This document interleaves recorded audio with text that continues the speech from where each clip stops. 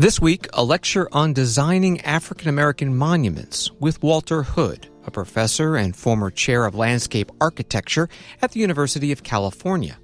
He talks about his landscape plans for a new African American history museum in Charleston, South Carolina. My ancestors have been isolated, excluded, partitioned, and even given duplicated landscapes. There's been this continuum in America to kind of build a kind of a richness of heritage. And we've really been excluded from a lot of these things. This is part of a class co-taught by former Charleston, South Carolina Mayor Joseph Riley and Professor Kerry Taylor at the Citadel Military College. More in a moment. Sephora stores are everywhere you are. So just pop in. When you need a brown lip to match your 90s playlist. A confidence boost before your interview. Or a last-minute gift for mom's birthday. There's always a Sephora near you. Just pop in. Use our store locator to find your local Sephora or Sephora at Kohl's. Ladies and gentlemen, you're in for another special treat today. Another world-class presenter, Walter Hood. Walter is the Distinguished Professor of Landscape Architecture at the University of California at Berkeley. He was formerly the chair of that department. Among the many distinctions and awards that Walter has received is the Prize MacArthur Fellowship Genius Grant Award. It's hard to get it all in, that he received in 2019. Walter has been acclaimed for his design work in the United States and abroad. Interesting for us here in Charleston, Walter was selected by Spoleto Festival USA to design exhibits for the festival over the years. I also had the great pleasure of working with Walter through the Mayor's Institute on City Design. In the 21 and a half years of working on the International African American Museum, we came to discover the history of Gadsden's Wharf and its precise location. Lonnie Bunch, the founding director of the National Museum of African American History and Culture, who was with our class last week, said that Gadsden's Wharf was the most sacred site of African American history in the Western Hemisphere. We were fortunate to acquire that land once the site of Gadsden's Wharf for the museum. Harry Cobb, our most distinguished design architect, told me that he had always wanted to have a design project where the site was more important than the building. Harry designed the most beautiful building for our museum, which he termed purposefully unrhetorical, so that the landscape and its design would be preeminent and give the deserved emotional power to the sacred site. Harry and I knew that there was only one landscape architect in our country to consider, and that was Walter Hood. We're so proud to have his design genius at work on this most important project, not for the city, but for this country and the world. And I'm so proud to present to you my friend, Walter Hood. Thank you, Mayor Riley. How's everybody in Charleston or whichever room you're secluded in? It's great to see all of your faces, young and of later age. Mayor Riley said he's been working on the museum for about 21 and a half years. And I think, Mayor Riley, that's our tenure together. I think I first met you during a Mayor's Institute in Macon, Georgia, where you gave one of the most amazing speeches I've ever heard from a mayor to talk about cities, life, and people. And I had never heard a politician speak that way. And so I was really moved by that. And 20 some odd years later, we're still having that conversation. So I really, really honor and appreciate having your friendship. I'm going to share my screen now. And today's talk will be about a half hour, and then we'll have time for questions. But the name of my talk today is spirits in the landscape. I am a Southerner. I'm from Charlotte, North Carolina. And it took me probably close to being in my 40s or so until I actually felt comfortable talking about, how can I say, my Southern upbringing and those spirits that have guided my life. I want to just start out, just talking about the current context that we're in. I mean, we've heard a lot about the 1619 Project, but this idea for most people of color in this country, particularly African Americans, is our time in this landscape has been long, but our freedom has been very short. And so how we begin to kind of think about ourselves in a place, right, that at once is foreign, but is also very familiar, we have to find our own path. And as someone working in landscape, I've been keen to look at, and I've taken the same map and looked at the establishment of landscapes that we tend to canonize, that are, they hold sacredness in the way we think of our country. When we think of Middleton Plantation, this is 1730s. I remember in undergraduate school, it was the first colonial garden. This preempts Mount Vernon. This preempts, some of the University of Virginia, some of these other places. So very early, as my ancestors have been isolated, excluded, partitioned, and even given duplicated landscapes, there's been this continuum in America to kind of build a kind of a richness of heritage. And we've really been excluded from a lot of these things. And so through these double semiotics and double consciousness, how do we actually deal with these dualities that are at play, these hidden histories? And I do think it's possible to do so, because if we look at our history and the way we even document our history, race is a big part of it. Even in our maps, we tend to talk about who we are and how we are situated in the landscape. And during most of the 20th century, we have to face up that we were a nation of apartheid. We're a nation that doubled things, one black and one white. And so as I was growing up in North Carolina, there were Negro areas, unbeknownst to me because I was a young kid. But there were also these reminders that you stay in your place. This is the town where my mother was raised. And I remember spending summers here and we couldn't go out at night because these signs told us that we couldn't go out at night. This was Klan country. And then, being able to sort of move around the landscape. I remember many trips with my family, going to Atlanta and other places and having to stay in other places that were not deemed kind of normal places. And then these kinds of ideas get played back out in popular culture to the image on the left, which doesn't really deal with the reality of the one on the right. And then when we think of the semiotics of our world, I can't imagine, having to erase those images. I don't remember the images of black and white drinking fountains. I don't remember the images of colored entrances, but I can't imagine how does one begin to erase that, even with nature itself, to begin to see a tree as white only versus seeing a tree as something that everybody can share. And then the idea of a specific day. I was reading earlier about the early Memorial Day celebrated in Charleston after the emancipation, and that literally became a Memorial Day. But, for Blacks in the South, there was one day, this is in North Carolina in Asheboro, there was Black Saturday. That was the day you could go shopping. So, of course, even when you went shopping, there's a Confederate soldier standing over you. So how do we play out and deal, with that memory and through the past?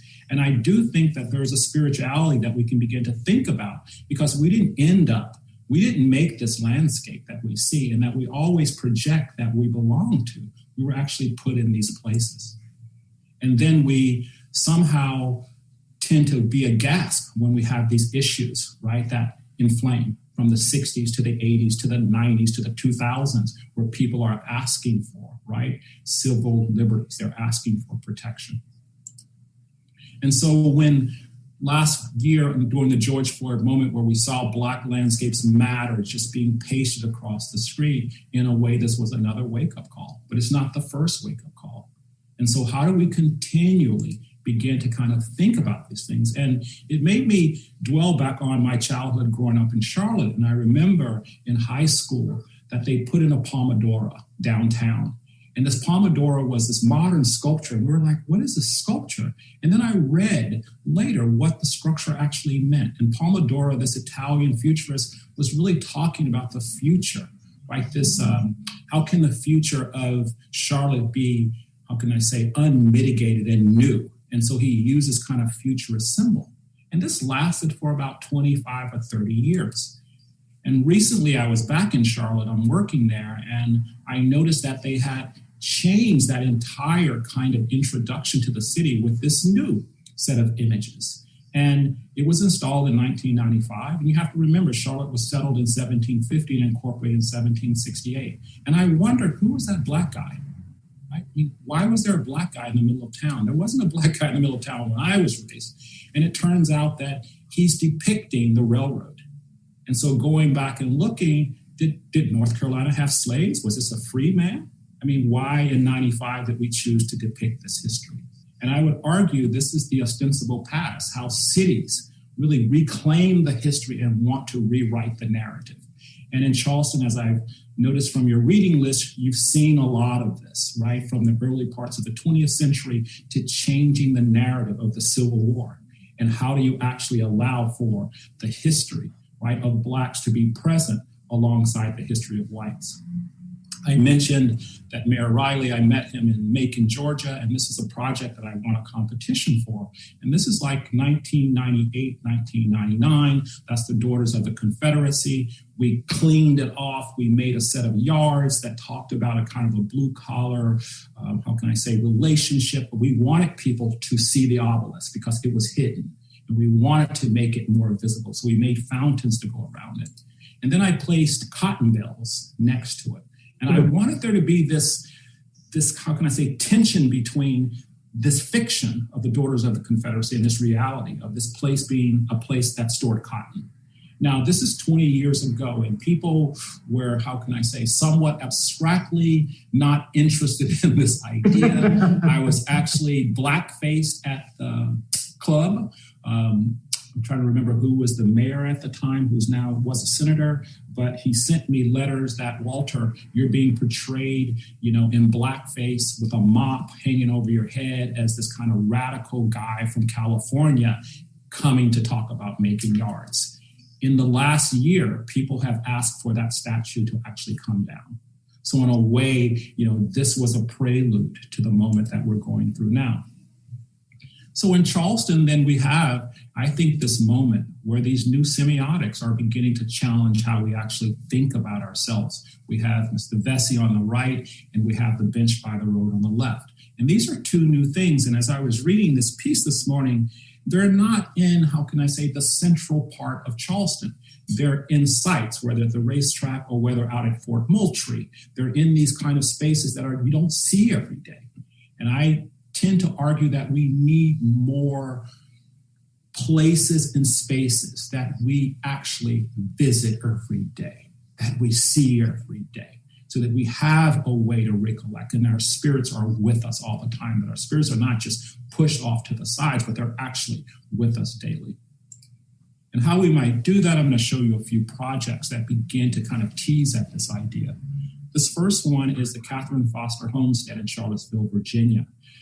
This is the ecumenical village on the left, and south of that was a place called Canada, and this was a place for free Black slaves. But as they were moving the campus to the south, they actually found this interned homestead, and they found these beautiful bricks and this beautiful mortar work. And as they dug deeper, it revealed a foundation, and it revealed a place where Kitty Foster had bought a piece of property, and then she went to work for the university. We were able to sort of create this historic archaeological site and actually frame the narrative. And I wanted it to speak more to the kind of the spiritual side that I remember growing up in North Carolina, going to cemeteries and actually giving the spirit a ride to heaven. And every time we would place flowers at the grave, we would use poinsettias and we would turn the foil back. And my grandmother would say, they need a ride. And so this notion where light would hit would allow the spirit to go. And so when you go to the shadow catcher, it's a place of shadow and light. And it's a place where a portal is actually built. And through this portal, the family is allowed to take that ride. And so you're in constant engagement with the spirit. of the family and the diaspora that was here. And this notion of forcing you to use your body in space is something very early that I was interested in this notion of phenomena. So when there's no light, there's no life. But when light hits, there's this duality that's at play, right? And a lot of times we only think of things singular. We think of only the light. We never think of the light and the shadow together. And then throughout the site, we try to highlight in a different aesthetic, the homestead and its burial ground. The burial ground is actually wrapped around with stone. And we looked at, if you bury bodies in wood, the bodies decompose and you actually get a very beautiful landscape. And so we carved a landscape to mark the interned here on the site. This next project is the opposite. This was completed a year ago. And this is the first time, a lot of my work has been dealing with exhuming people who look like me. But what's the critique of the other side? What's the critique of the white frame, right? In white colonialism, we're now beginning to talk more about this. It's like if this country was built on whiteness, how do we talk about it and how do we engage it? And so here at Princeton, we had an opportunity to begin to kind of think about that because the students at Princeton, particularly of the Black Student Union, they wanted Woodrow Wilson's name off the School of Public Policy. And so they went to the president's office, locked themselves in, about a half dozen of them. And what came out of that was the trustees said, okay, well, what we'll do is we'll do a competition, right? And you've seen the theme here, right? We'll do a competition and we'll see if we can get the best minds to talk about Wilson's good side and Wilson's bad side. So we decided in my studio to do the competition. And we started, understanding Woodrow Wilson. Wilson's from the South, very similar. His family, his father was a preacher, I think. And he was this very brilliant man. But at the same time, those brilliant people around him was trying to get him to do the right things. And Du Bois particularly wrote a lot about, why won't people kind of think about the other side through this sort of double consciousness. And I got really interested in thinking, could I project Du Bois's words onto Wilson and use that as a way to interrogate? And so the piece is called Double Sights. It's located at the central part of campus, at the top here. It's located next to the Wilson School. You have the Fountain of Freedom and you have the Rothschild trees, Bosque. These were all donated to the space. This is like the central campus. And the idea is very simple. The marker is vertical. It's a black tower and a white tower. The white tower comes to rest on the black tower. It's made from a square. If you cut a square along its diagonal, the diagonal is the longest side. And what we were able to do then from that is to basically think about the inside. And could the inside be a place where his contemporaries could push at him? And so imagine if this was the metaphor for your insides. Those of you who are privileged, who don't have the consciousness, the empathy to think of others. So this is suggesting that everyone has something inside them, only if they open up. And then through that, we constructed this architecture that sits between the school and the public plaza. We removed a few of the trees and placed it within that. And then on the inside, his contemporaries' quotes read and loom larger.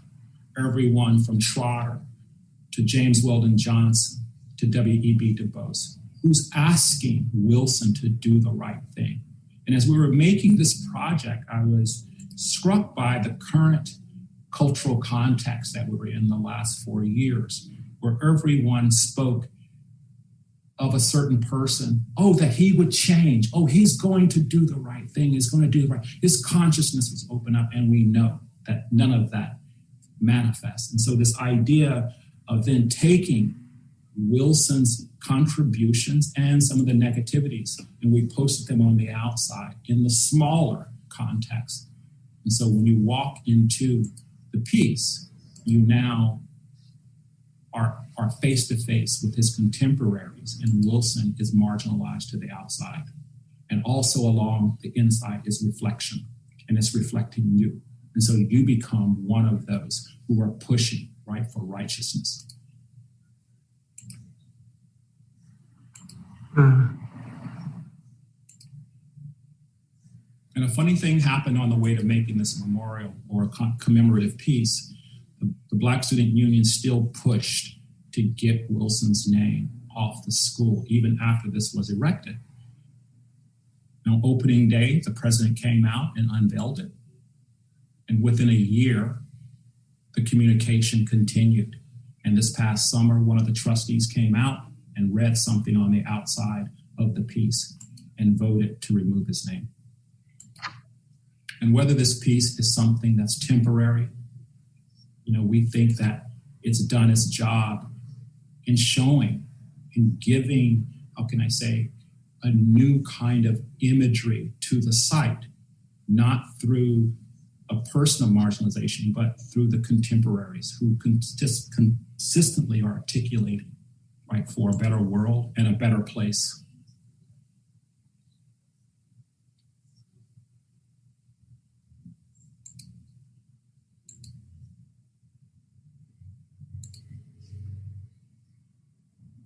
And we tried to make sure that we showed, again, some of our ancestors, insight from early age to latter age.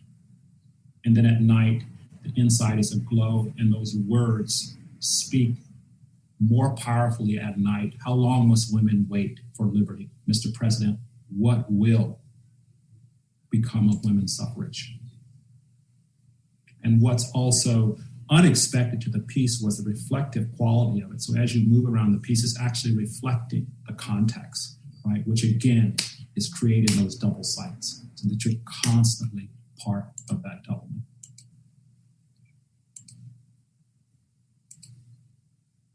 And the last project I'll talk about in my last few minutes is our project here in Charleston.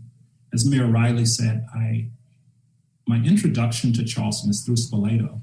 And in the early part of the millennium, Mary Jane Jacobs, who was part of the big show Places of the Past, which actually came in after Hurricane Hugo. And I'm trying to write about that period of time right now, because I would argue, that was one of the first times since the civil rights that Charleston really had to deal with that historic past in a powerful way. Artists were dropped in and they made projects. And they exhumed a lot of this. And it was very, there was a lot of tension because Menotti quit and then came back. But over a series of 20 years, Spoleto has been dealing with places of the past and places of the future. And it's been a context in which artists have come and given space to actually think about what it means, right, to live in the Low Country. This is our piece, one of 5 artists, where we did Rice Table, where next to Meminger, we grew rice over 3 months, and we had this amazing wetland that was in this asphaltic place. But for the first time, it reminded me, right, was something that I always remembered. Floodplains will always be floodplains, right? These landscapes don't change, right? Just because we just found Gadsden's Wharf has been there, right? All of this stuff is beneath our feet. It's what we choose to exhume. And so for the International African American Museum, we're charged with creating our ancestors' garden. And I have to just share with you, this is probably for me one of the, I'm so nervous for this project. Because there's a lot at stake on this project. I'm very nervous, just put it that way. But it's been a great team, as Mayor Riley said, with Harry Cobb, who just passed away the last year, reached out and said, Walter, we need you, we need Guy, we need structure, we need to talk about this story. But this is a different place. It's different than our museum in DC. This will be a place for families, individuals, groups to advance in the appreciation of the history. And particularly the history in the Low Country, which I think makes this spot really, really powerful. But it also suggests that being in Charleston, finally, it will be in a place of prominence. It will be a place where people will pass it every day. As you're going out on a boat ride, you're going to come across the site. As you're promenading along the waterfront, coming from the aquarium, you're going to come through the site. As you're coming through the park on a jog, you're going to come through the site. And I like to think about it like The way I think of Charleston now, when I go for runs, I run through the cemeteries, right? I mean, I experience the city, and we want this to be something that becomes familiar to people. Again, because something, exists in a map, maps are interesting. It depends on what you want to map. And I tell my students this all the time. They go, well, there was no information on that. That's because someone didn't want to include that information. So the cartographer is in charge, right? So you can go out right now and map, and you can leave out the trees, and people look at the map, well, there were no trees. It's what you choose to do. And in Charleston's history, as we know very early, the history of slavery had to be subserviated. It had to be subserviated to give a new identity to one of the oldest American cities. And so how do you begin to consider then this new semiotic? I showed those two images of Vesey and the bench by the road. Now I would never have figured that Calhoun would come down. Then you think about the history around Calhoun, the first sets of sculptures that went up. What Blacks used to do as they passed the Calhoun statue. I was reading this one quote about how we used to put a little something in our pockets as we would go past Calhoun, right? And so you were ready for Calhoun as you went by. But how do you begin to unpack a lot of these ideas? And very early in the project, we asked Mayor Riley, let's make sure this is a real site. And I remember that day we're standing there. It's like, has there been an archaeological report done? And everybody said no. Mayor Riley said, why not? He said, the site's toxic. And we look out the window and there's some guy down in a hole on Magazine Street digging a hole, right? And so this idea of how do we act? And so the archaeological report was done. We actually found where the line was. And here's a picture of Harry's, I think, which is going to be a beautiful building, this long bar. It's almost like a vessel that sits up 13 feet off the ground. The columns are 2 meters wide, almost more than 6 feet wide, right? Tapering at the top to give the ground plane this respect. And as we have made the plan, we've tried to make the plan be unfettered by stuff. And we've taken the north part of the site, which is next to your pump house. We've created a sweetgrass field because we have to keep that open. And then as you make your way in, you go through what we call these colonial gardens that are shaped like parterres and kind of riffing on Middleton to a certain degree. And then you make yourself this clearing under the building, which is all tabby. So the tabby creates this ocean floor for activities to take place. And then as you make your way to the south, you get to what we call the warehouse. And this is the place where slaves were stored after they were incubated at Fort Moultrie, Sullivan's Island, and brought here. And we know that when they were stored in some of these, in the warehouse, some perished, some didn't make it. So the site at night will be open. Again, you will visit it in the same way as you visit the other spirits of Charleston. As you enter from the city, we've tried to reimagine a primary dunescape that makes you aware that you're coming to water. And then as you look back to the city, those dunes caress you as that ocean floor of tabby spreads out. And then from the sweetgrass coming in, from one side, you come through a much more kind of smaller scale pathway system, looking at the north side of the building, which will be ablaze in light, looking through a brick fence, again, looking at the local cultural landscape. The bricks we know is Charleston, and allowing that to become the veil at the edge. There's a stele garden for our ancestors. This will have different voices coming out of rock to relate the different groups that came out of the diaspora from Africa. A changing ethnobotanical garden, because we know the flora will get impacted here at different times. And so this is an opportunity for the museum to talk about the kinds of flora and things that slaves brought with them from West Africa. We have rice planters, places where we can propagate rice.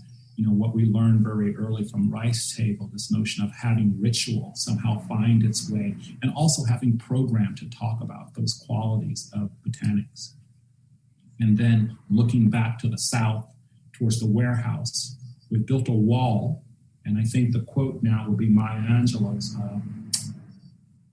"And I Rise," quote, will actually brace the front of this.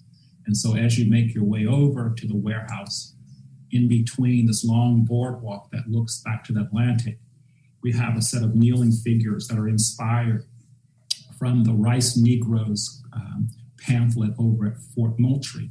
And this has been something for me, having never dealt in a lot of figuration, something that we've been constantly going through, but we want this to be a space where people have to come into contact with the human figures, right, in a very small confine as they're looking west. And so currently, we're making the models of different scales. I'm thinking, should they be perched? Should they be lying down? And I've been living with these figures now for the last 3 months, which has been really interesting of how abstract should they be? Should they be black? Should they be white? So these are things, again, through the design process. We want this moment as you walk through to feel the heinous, that experience as you're walking through that slot before you come back out to see the harbor. And then lastly, of interest is the Brooks map, which is of a slave ship, the first lithograph that really showed the horrific social and psychological and physical qualities of slavery. But this boat, I think, made over 10 journeys to the Indies and to North America. And I thought it would be really important to kind of imbue the landscape somehow through this kind of density. And we took a boat ride one morning out to Sullivan Island, Fort Moultrie, and back. There were about 3 of us. And it was one of these feelings that I had never felt as I was thinking, right, about this diaspora. And it reminded me of the cartoon that they have over at Fort Moultrie. And I was taken aback on one, well, why didn't they have a real Brooks map? And was this a copy? But then again, it stuck with me because it almost looked like a textile. But if you look at it closely, you see their figures laid head to toe. And so working with Paycobb and Freed, we've created what we call an infinity fountain. And at the edge of the promenade, we've tilted the ground and we've lifted the water metaphorically up to the level of the museum. And along that edge, we're looking at making figures indentated within the tabby. And these are just some early copies of what those figures might look like, etched out. Looking at the shell, we want the shell to go away on the surface, but then come out in the bodies. And then as you serialize them, you actually begin to kind of see the quality of light. And unexpected to me as we've been going through the light, I know this is low res, but I just got this the other day, Mayor Riley, but I thought the light playing against the shells were pretty wonderful. And this idea of having, this fountain that becomes dry and all of a sudden the light will play against all of these shapes. And this is what the final maquette would look like. And what you're beginning to see at times, it looks like it's positive or it's negative. And it's actually a negative relief going along. And all the shells are from the Atlantic Ocean, even though they're being made in California. And along that line, we've made the line stainless steel, again, going back to this idea of reflection, flash of the spirit. And then as you look back out towards the harbor, the fountain will fill up and then it will drain out and those figures will be dominant. And then it'll fill up again and those figures will be dominant. And lastly, I want to just end with a piece that I had at the Chicago Biennale last year. It's called 3 Trees. And I was taken by an article that I had read in the newspaper in Chicago where they were blaming Obama for cutting down trees in Washington and Jefferson Park. And it occurred to me that they never kind of referred to him as a president. And so I asked could I recycle the trees and make 3 trees? And so I made 3 trees in the Library of Chicago. And of course, I had to put Obama in there along with Washington and Jefferson. Thank you. Bravo. Woo! Hope I got through the time.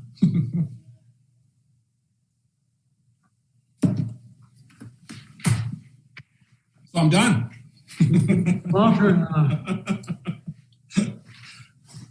Walter, that was wonderful. And one thing that I was determined to say while we had Walter was this. Years and years ago, And Walter, working in California and working around the country and around the world and working with the Mayor's Institute. And I was exhausted just thinking about his work ethic. And I said, Walter, how do you do it? How are you attending to all these different responsibilities? And he said, well, Joe, he said, I have a lot of balls in the air, and I'm determined not to let any drop. And I wanted to say that today to the students here and to everyone that, that's part of our life's work. We often have lots of responsibilities, and we learn to attend to them, try to attend to them all without letting one drop. So Walter, he laughs every time I say this, but that was just so profound because he was worn out. Really, you would see him coming back from these meetings or seeing him in Macon or at one of the places at Mayor's Institute with his spirit and smile and everything else. And so Walter knows I've never forgotten that, and I give that to the students here. Just about life's work. We tend to our responsibilities, and we've got to keep a lot of balls in the air, and the goal is to not let one drop. Yeah, but you forget the most important piece of that quote. Some do fall. But you got to know which ones. You have to know which ones to let fall. Because you can't keep them all in the air, right? And once I learned that some can fall, there's a kind of a freedom, right? Versus That's right. I got to keep them all. Some are going to hit the ground, but you got to just know which ones to keep in the air. Right? That's right. And that means choice, if you can get to the place of choice. So I want to just remind our students and guests to put questions in the chat, and I will relay those to Professor Hood. And maybe as we're waiting for those to come in, I was wondering, Professor Hood, if I had one or two questions that I was hoping you might speak to. You've been described as a community whisperer, and I think the suggestion there is that you understand things about communities even before they realize aspects of their own experiences. And I'm wondering if is that a description that you accept? And just, whether you might speak to that dynamic of being a community whisperer. I think it has a lot to do. It's a project that I was working on in Pittsburgh, the Hill District. And I think they were quoting a neighbor that I had been working with for years. So it's just like, oh yeah, Walter's a community whisperer. But I think what she was meaning by that was, we try to go out of our way to be good listeners, right? And if you're a good listener, you'll hear things. And then if you just keep listening, and at some point you give them back, and you give them back through your own lens. And I do think people are appreciative when you listen to them. And you're able then to take what they're saying and not just respond, right, in kind, but to respond genuinely through what you do. And I think that has been, for us working in varied geographies, something that I really value, that I'm an expert at what I do, but I know very little about your place a lot of the times. And I have to do the work. And once you do the work, it then gives you a point of view, right? And it might not always be, in Siami, it might not always be the same, but at least, there's a value to that.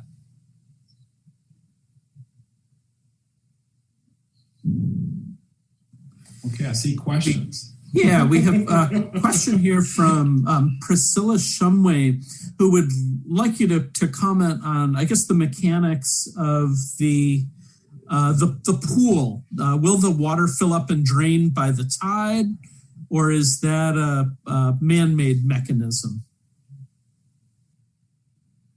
Mayor Riley, you raising your hand?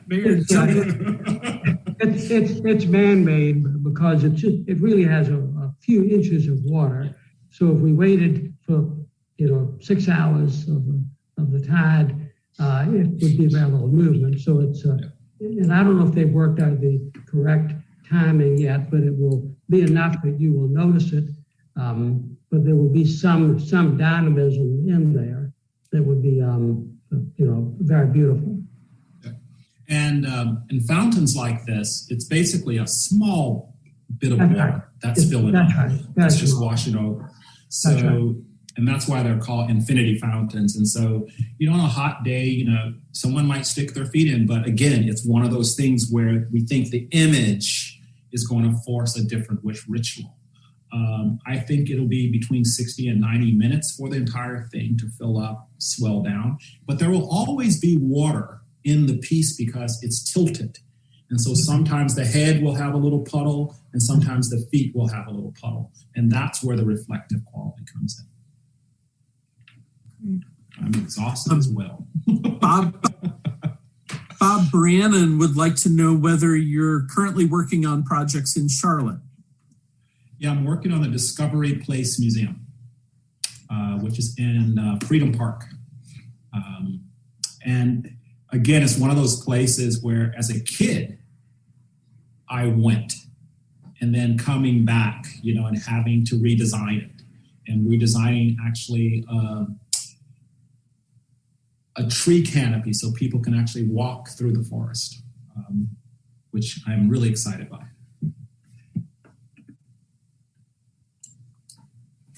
And Ginny Deeren has a question and I guess comment on your Southern upbringing, in addition to many, many other positive comments that have come in through the chat. Ginny says that you seem to have a very deep understanding of the South. Well, as a Black man raised in the South, you have to have a deep understanding of the South. I spent summers in Tobacco Road. Didn't want to, but I had to. On my uncle was a cropper, sharecropped, right outside of Lillington. And all the time, I thought he owned the land. Even when I went to college, I would brag about my uncle and his tobacco farm. And I just remember my sophomore year in college, I went and I said, Uncle Benaray, it's like, this is great how many acres you have. He goes, this is not my land, boy. This is Mr. Westnot's land. And that's part of the South, right? But, the South is, again, I made a comment about, there are lots of things about the South I wanted to vanquish. So when I left North Carolina, I changed my speech, because when I moved to D.C., everyone thought I was ignorant if you had a Southern drawl. But I went through that diaspora major, and I went through all of that. And I remember being in California, and one of my colleagues, white, came from North Carolina. She's a professor. And just listening to her, I was like, damn, she has her accent. And I was like, I want my accent, but she was a white woman and I'm a Black man, right? And so again, really thinking about that heritage. But, working on Spoleto and getting back to South Carolina, it really did give me a renewed interest in my past heritage. And it really pushed me to take on projects like this. I mean, we're working in La Villa, Florida right now, which La Villa, Florida was doing reconstruction, was home to James Weldon Johnson. Again, it's like these amazing places right now. And so it's been a gift and a curse, put it that way. And there are many, many comments coming in through the chat, so I'll do my best to relay these to you.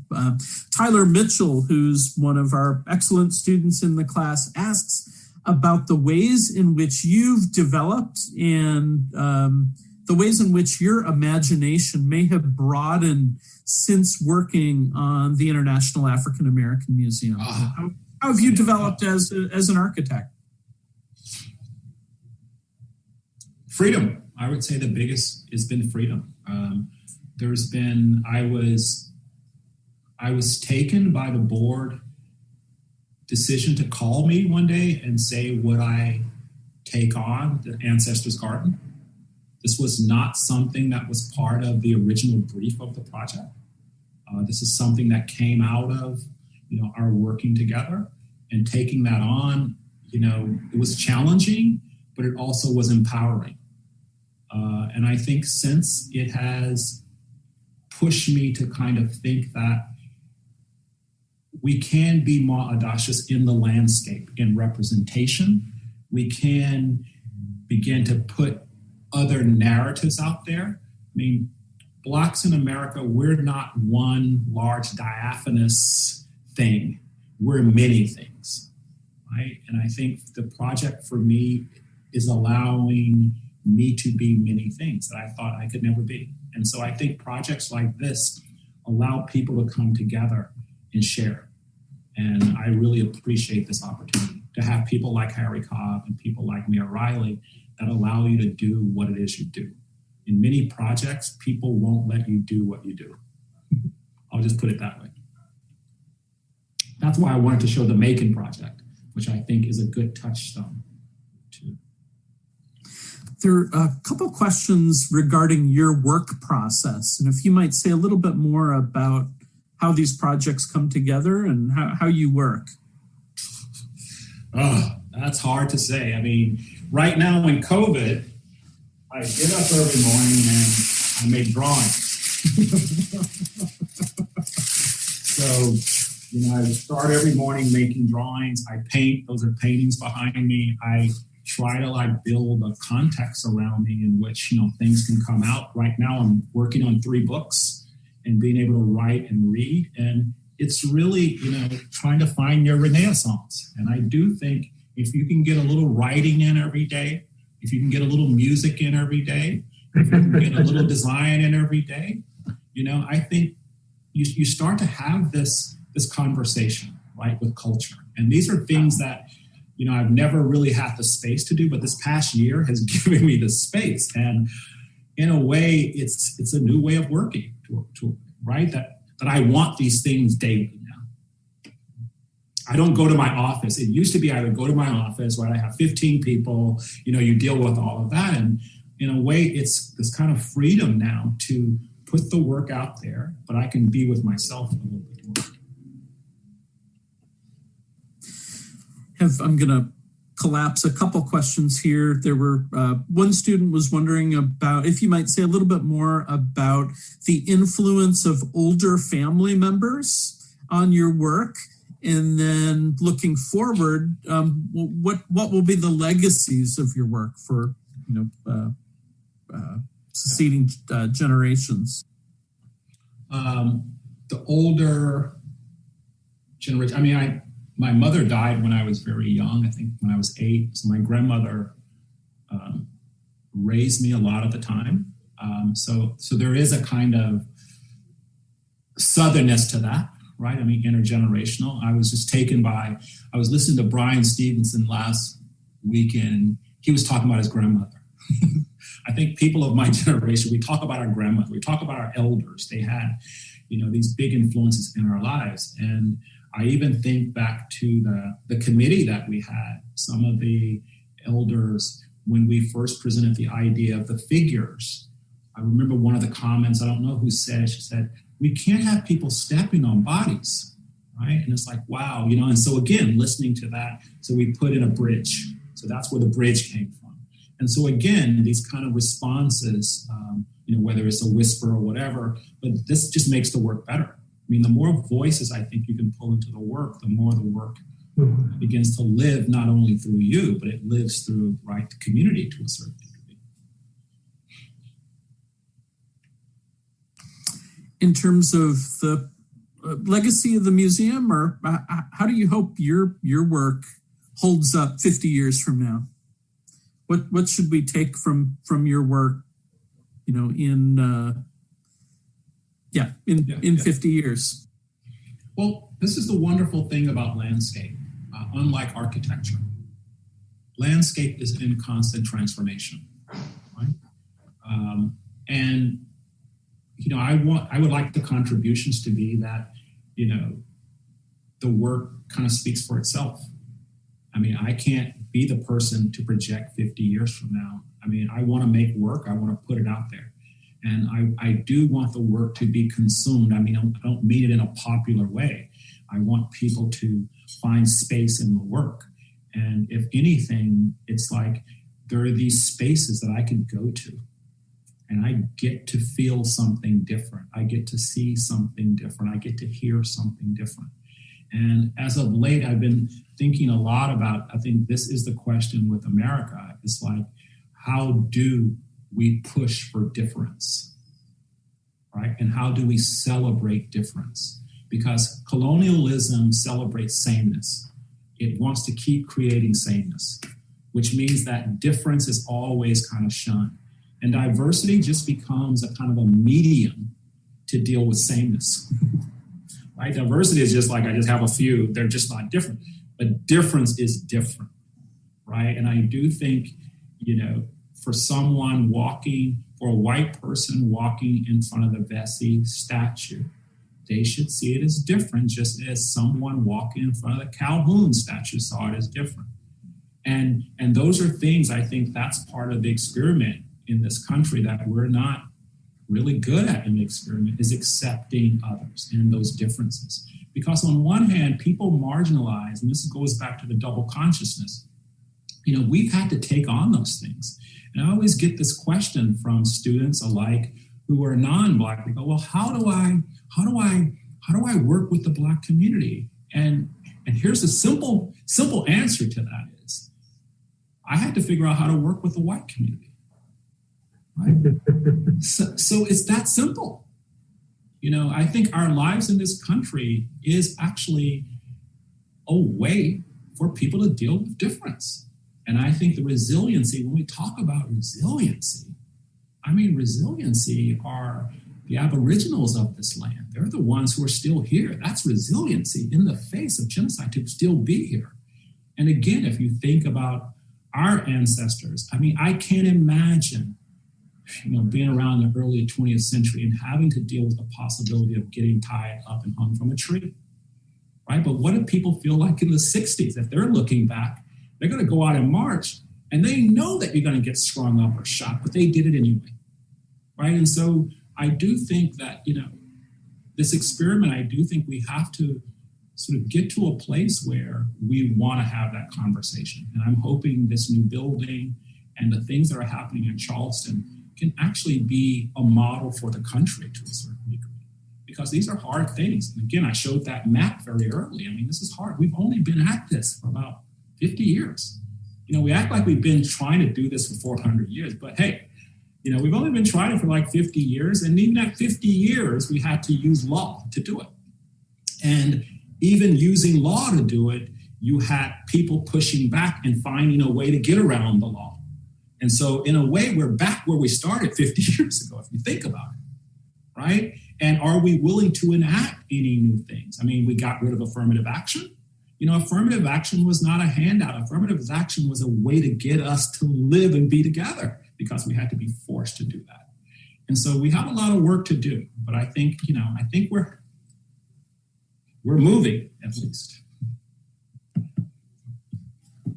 Walter, I think we have time for maybe one additional question. And, some of this you alluded to, that, our political moment has been characterized by grassroots contestations over public space, going back to Occupy Wall Street, through the iterations of Black Lives Matter, and, even recently with the January 6th riots at the Capitol. And I'm wondering how that has shaped your work, and how that is, are we seeing that have an impact on landscape architecture?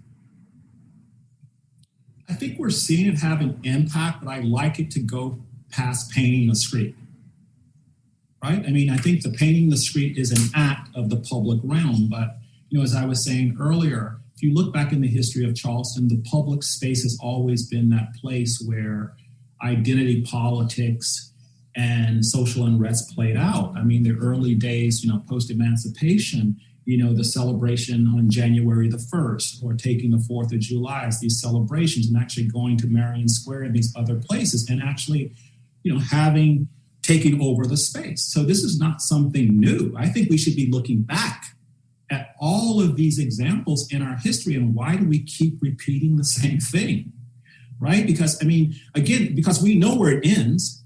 It ends with the spaces going back, the streets going back to just being what the streets are like. And so I think we have to find that place where we will feel comfortable in those spaces with things that might mean something different to one of us being side by side. I think if we start erasing one side, we only get back to that kind of single dimension. I think we have to learn to deal with these dualities, right? That at the heart of this country. We got to deal with these dualities, and we got to take the veil off, because there's nothing. I'll just speak to, young brown and Black people on the screen here. The veil is a powerful thing for me to walk into a room or space and to feel that people immediately look at me, my race first. And they don't even have to say anything, and you know that look. You just know that look. And someone was asking me to describe it the other day, and I was like, really? I got to describe it? But you know that look. I remember being in an elevator at 19, maybe 20, in Asheville, North Carolina. My first job as an intern. And I'm on the elevator. I got my suit, my tie on, and I'm looking around. They're all white people. And this is in like 1979 or so. And the first person, they looked at me, they were like, what are you doing in the elevator? That was like the first question. I was like, this doesn't go up. It's like, what are you doing in the elevator, right? And so these are things that stay with you. Okay. Great. Well, thank you so much, Mayor. I'll turn it back to you for some wrap-up comments. But Professor Hood, there are many additional very favorable remarks put in the chat, and I wish we had time to relay those all to you, but thank you very much. Well, thank you, Professor Taylor, and Walter, thank you. What you are creating in the landscape, we will never forget. We will be long gone, but it will always be there. Those who are in that powerful landscape, confronted and challenged and heartened and heartached by it. The beauty, the hope, the future, the sad past, the wonderful opportunities. What you create there, Walter, will be a continuing gift to people who come. And then Walter, we will not forget you today. I think we've got lots of, we had 300 people, I think, or so in the audience, students and grandparents and everything in between. And to hear a brilliant and thoughtful person give us the priceless gift of his time and thoughts is really wonderful. Walter, I'm so grateful. Thank you. I look forward to having you back, and certainly in the June or July of 2022, when we opened the International African American Museum, and I get goosebumps just saying it, and we see the powerful work of Walter Hood. Thank you very much. Well, thank you, guys. And I wish everyone a really safe beginning of spring. But one thing I'd like to just say about our site, Mayor Riley, one of the things I'm always touched by is that this site used to be a public space. It was a park. And I was out at the site one day, and a couple asked me to come into their condo and look down on the site. And I asked them, are they going to miss the park now that they're getting this thing? And they said the park didn't have any memories. and they gave they waxed eloquently about that they were looking forward to having this new landscape to be in daily. And that stuck with me because, to change your sociology in space, sometimes it's really hard for people, right? They got rid of the road, they moved this, you have to change your way of life. And for a lot of people, I think the site is going to be different, but I'm hoping that it will help heal, but also get people to kind of see the world around them differently. So thank you all. This was a pleasure. You have a cherished, you have a national hero, Mayor Riley, who's teaching a course. I want to be in all of these lectures. You guys are really, the students, you guys are getting a great, great education this semester. Thanks for listening to C-SPAN's Lectures in History podcast. C-SPAN has a new podcast about books.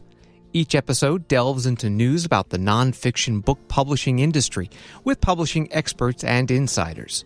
You'll also hear reports on the latest nonfiction bestsellers, trends, and book reviews. About Books. Find it wherever you get your podcasts.